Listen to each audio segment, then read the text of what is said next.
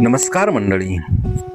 आज मी ज्ञानेश्वरी या पवित्र ग्रंथामधील अध्याय 7वा ओवी क्रमांक 61 ते 90 यांचे पठण करणार आहे. ओवी क्रमांक 61.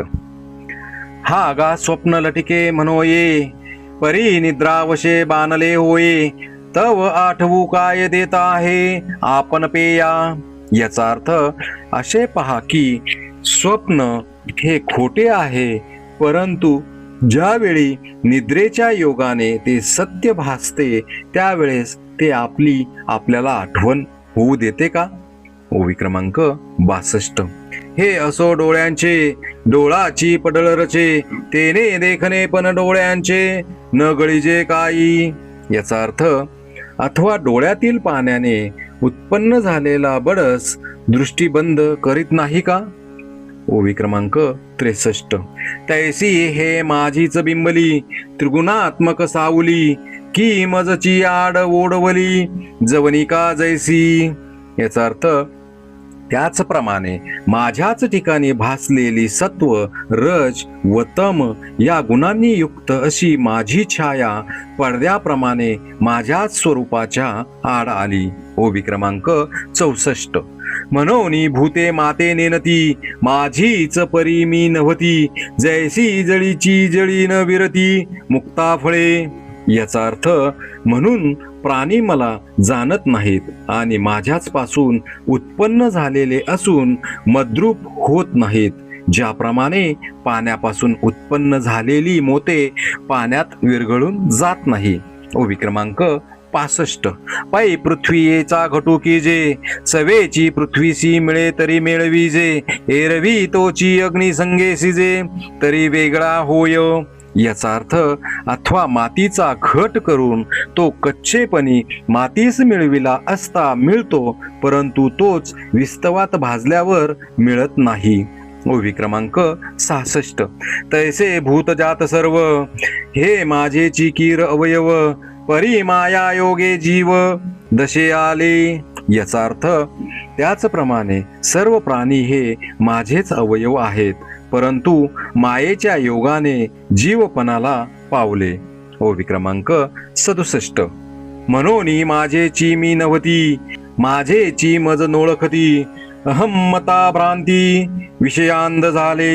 याचा अर्थ म्हणून माझ्यापासून झाले असून मद्रूप होत नाहीत, माझेच असून मला ओळखीत नाहीत व मी आणि माझे या भ्रमाने विषयांध झालेले आहेत. ओवी क्रमांक 68. आता महदादी हे माझी माया, उतरो निया धनंजया, मी होई जे हे आया कैसे निये. याचा अर्थ तेव्हा आता धनंजया ही महत्त्वादी माझी माया तरुण मद्रूप व्हावे ह्या गोष्टीचा अनुभव कसा यावा. ओवी क्रमांक 69. जिये ब्रह्माचळाचा आधाडा, पहिली या संकल्प जळाचा उभडा, सवेची महाभूतांचा बुडबुडा साना आला. याचा अर्थ जी माया नदी निर्मळ ब्रह्मरूपी पर्वताच्या त्या तुटलेल्या कड्यात असतानाच प्रथम तिच्या ठाई संकल्परूप जलाचा उगम होऊन पंचमहाभूतांचा लहानसा बुडबुडा आला. ओवी क्रमांक 70. जे सृष्टी विस्ताराचे नि ओगे, चढत काळ कळनेचे नि वेगे, प्रवृत्ती निवृत्तीची तुंगे तटे सांडी. याचा अर्थ जी सृष्टीच्या विस्ताररूपी ओघाने व कालगतीच्या वेगाने कर्ममार्ग व मोक्षमार्ग यांचे उंच काठ ओलांडून चालली आहे. ओवी क्रमांक 71. जे गुणघनाचे नि वृष्टी भरे, भरली मोहाचे नि महापुरे, घेऊनी जात नगरे यमनियमांची. याचा अर्थ जी सत्वादी गुणरूपे ढगांच्या वृद्धीने भरून भ्रमरूप महापुराने यमनियमरूपी शहरे वाहून नेत आहे. ओवी क्रमांक 72.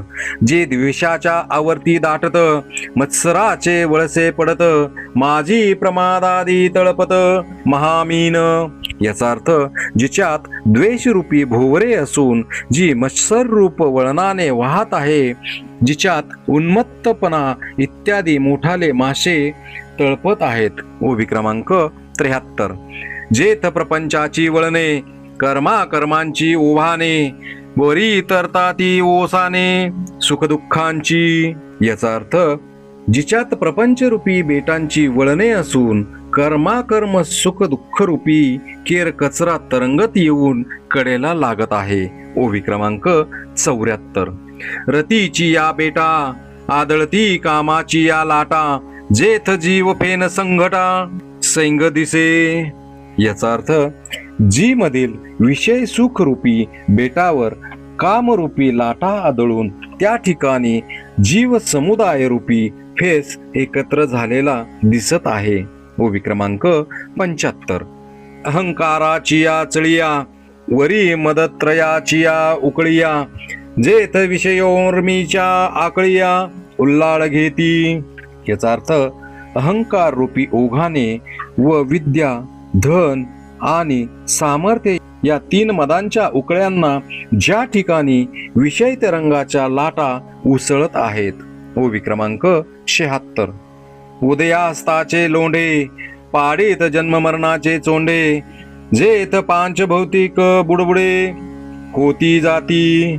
याचा अर्थ उदय आणि अस्त यांच्या पुराने जन्म मरणांचे धोंडे पडून त्या ठिकाणी शरीर रूप बुडबुडे निर्माण होतात व लय पावतात.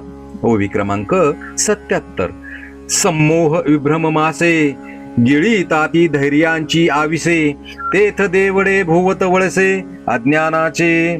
याचा अर्थ जिच्यात मोह व भ्रांती हे मासे धैर्य धरून मांस गिळून टाकतात त्या ठिकाणी अज्ञानरूपी मोठे भोवरे फिरत असतात. ओवी क्रमांक 78.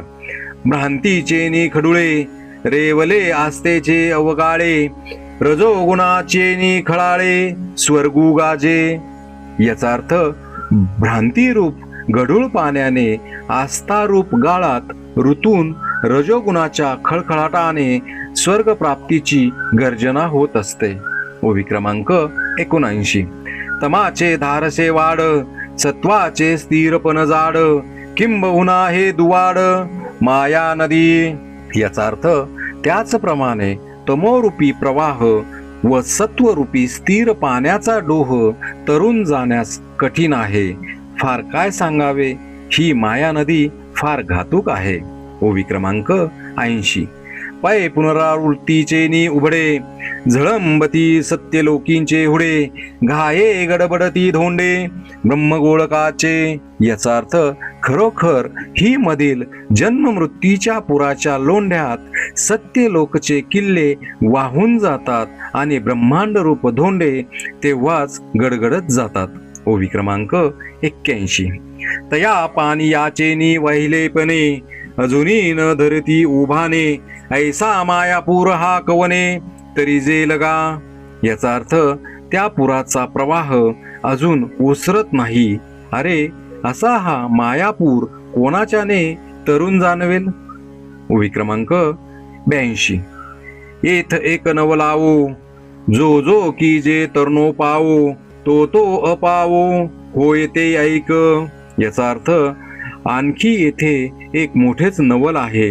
ही नदी तरुण जाण्याला जे जे उपाय करावे ते ते अपायकारकच होतात. ओवी क्रमांक 83. एक स्वयंबुद्धीच्या बाही रिगाले तयांची शुद्धीची नाही एक जाणीवेचे डोही गर्वेंची गिळिले.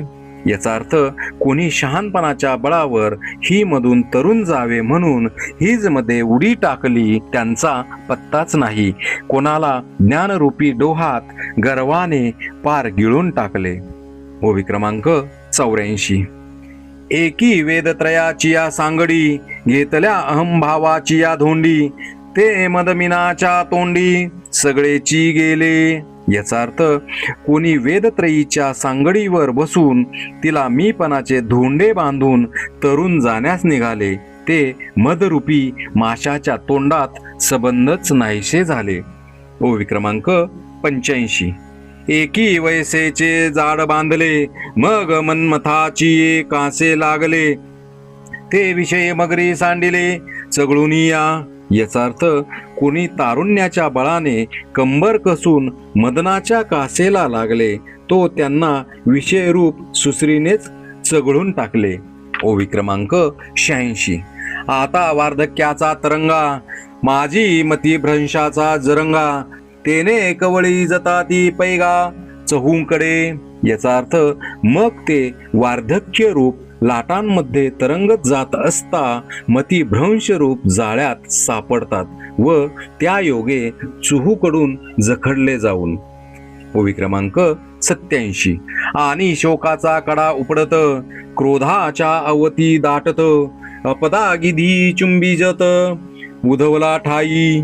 याचा अर्थ शोकरूप कड्यावर आपटतात आणि पुढे क्रोधरूपी भोवऱ्यात सापडले असता कोठे वर डोके करावयास लागले की आपत्तीरूप गिधाडे त्यास टोच टोचून खाऊ लागतात. ओवी क्रमांक 88.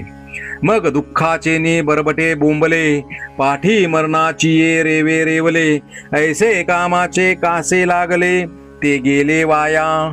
याचा अर्थ आणि मग ते दुःख रूप चिखलाने माखून मरण रूप वाळूत रुततात. अशा प्रकारे जे विषयांच्या मागे लागले ते फुकट जातात, त्यांचे जिने व्यर्थ होते. ओवी क्रमांक 89. एकी यजनक्रियेची पेटी, बांधोनी घातली पोटी, ते स्वर्ग सुखाच्या कपाटी, सिरकोनी ठेले.